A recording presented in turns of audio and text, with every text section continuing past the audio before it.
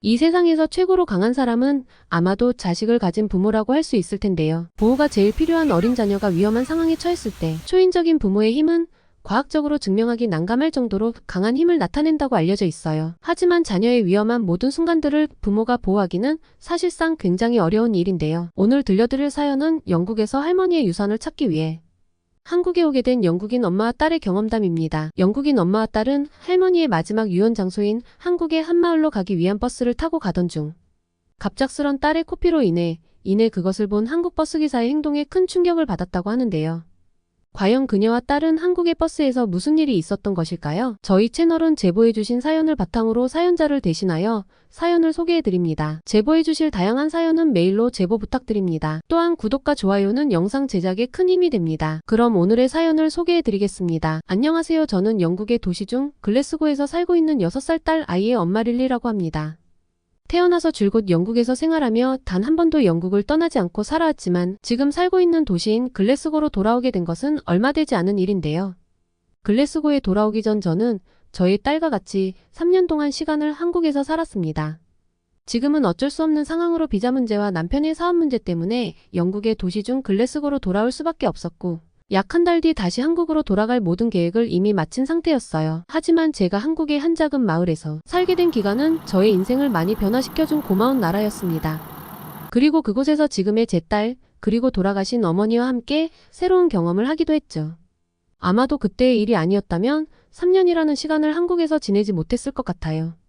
그러기 전에 제가 왜 한국으로 가게 되었는지 저희 어머니의 유언을 일전에 설명하는 것이 중요할 것 같은데요. 저는 지금 한 아이의 엄마가 됐지만 저에게도 소중한 엄마가 있었습니다. 물론 어머니께서는 지금 세상을 떠나신 상태이지만 저는 매번 어머니를 생각하면 눈물이 나기도 합니다. 그녀는 저와 단 한 번도 해외여행을 한 번도 가보지 않은 그저 순수한 영국인 그 자체였습니다. 하지만 어머니께서는 사람을 살리는 의사라는 멋있는 직업을 가지고 계셨죠. 이러한 직업 때문에 어머니께서는 제가 어린 나이에 학교에 다니기 시작했을 때부터 저를 돌봐주는 시간보다 다른 나라로 의료봉사를 떠날 시간이 더욱 많을 정도로 어머니께서는 자신의 의사라는 직업에 국가 간의 차별이 생기면 안 된다면서 영국을 떠나 미국, 심지어 아프리카와 한국으로까지 의료봉사를 가끔 떠나시며 제가 아주 어렸을 때부터 정말 부지런히 살아오셨습니다. 물론 그러한 시간도 하나의 여행이라면 여행이라고 할 수 있겠으나 어머니는 정말 그곳에서 자신이 가지고 있는 지식이나 의료기술에 봉사만 하셨고 잠도 자지 않고 무려 한 달이 넘는 시간 동안 자신이 속한 단체 팀원들과 같이 의료봉사를 진행하시며 그때 당시 어린 저에게는 이해가 되지 않을 정도의 직업 정신을 보이셨죠. 하지만 어머니의 이러한 봉사는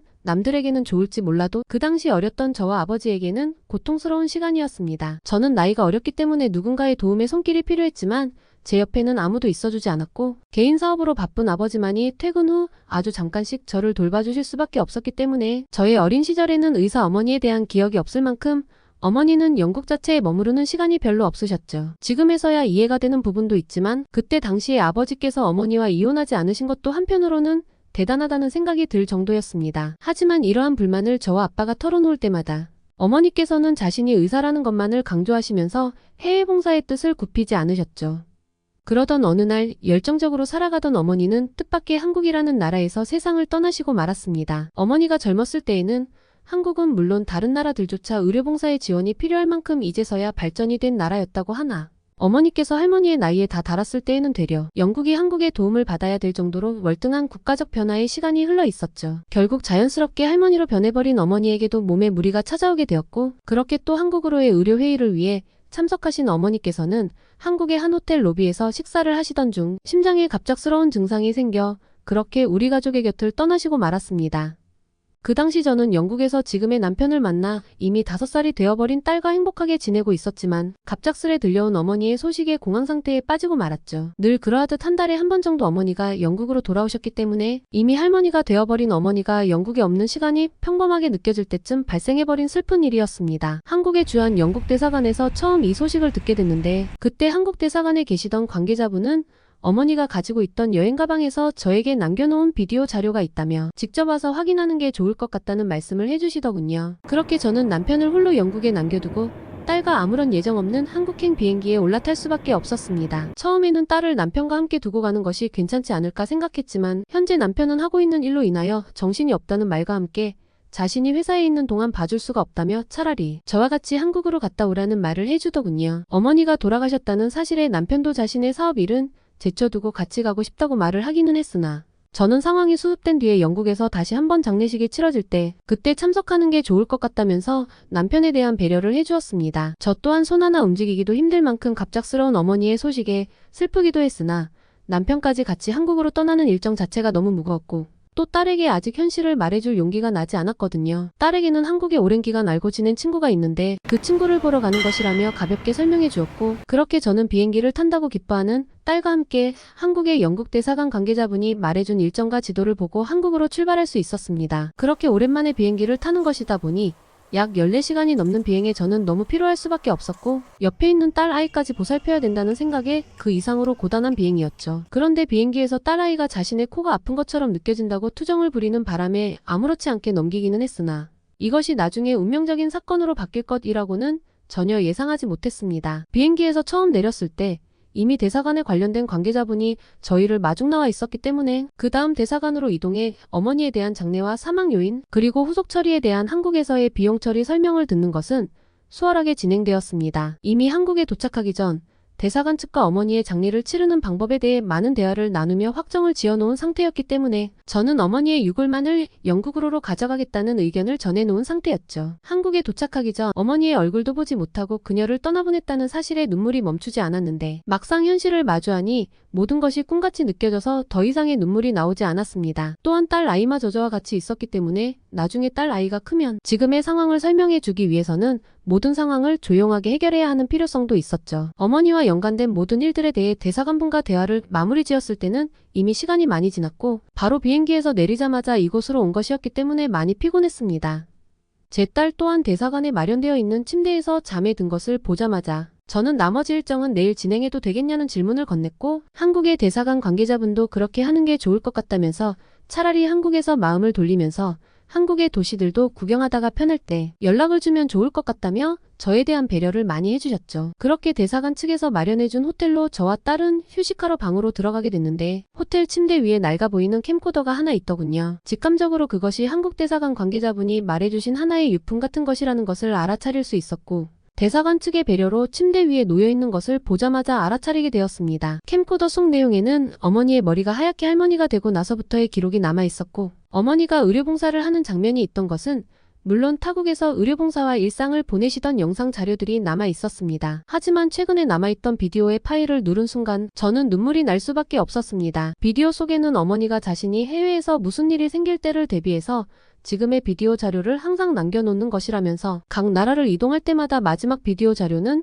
비상시의 상황을 대비해 저에 대한 유언을 남기는 것으로 기록을 해왔던 것으로 보였습니다. 영상 속 어머니는 자신이 너무 많은 봉사를 하게 되어서 잘 챙겨주지 못해 미안하다는 말과 함께 가족들과 함께 시간을 보내고는 싶지만 자신에게 주어진 의료봉사자로서의 무게가 너무 무거워 이해해달라는 말이 있었죠. 10분이 넘는 시간에 그 비디오 기록물은 어머니가 가지고 계셨던 유산에 대한 기록도 있었고 자신이 세상을 떠나게 된다면 어떻게 해주었으면 좋겠다는 슬픈 내용 또한 남아 있었습니다. 그런데 마지막 1분 정도의 시간이 남아있을 때 어머니께서는 한국에 자신의 추억이 있는 특별한 장소가 있는데 그곳에서 봉사활동을 했던 기억이 많이 떠오른다면서 만약 지금 이 비디오를 보게 된다면 그곳에는 반드시 꼭 가보라는 말이 남겨져 있더군요. 그저 평범할 때처럼 아무 일도 없겠거니 해서 남겼을 말이었겠지만 그 말은 저에게 어머니의 마지막 유언이나 다름없었습니다.